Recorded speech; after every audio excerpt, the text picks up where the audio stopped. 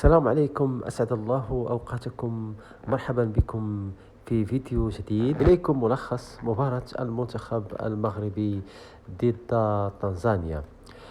أقيمت المباراة على الملعب الشرفي في مدينة وجدة المغربية، وفاز المنتخب المغربي في الشوط الأول بدون أهداف، وفي الشوط الثاني فاز المنتخب المغربي بهدفين مقابل صفر على تنزانيا في الجولة السادسة من المجموعة الخامسة للتصفيات الإفريقية المؤهلة لكأس العالم لكرة القدم 2026.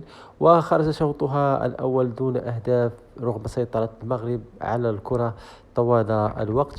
وفي الشوط الثاني نجح المغرب في تسجيل هدفين متتاليين عن طريق نايف أجرد وإبراهيم دياز من ضربة جزاء، وواصل المغرب صدارته للمجموعة الخامسة بالعلامة الكاملة وله 15 نقطة من 5 مباريات.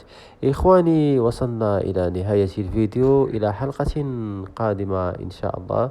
دمتم في رعاية الله وحفظه. السلام عليكم ورحمة الله تعالى وبركاته.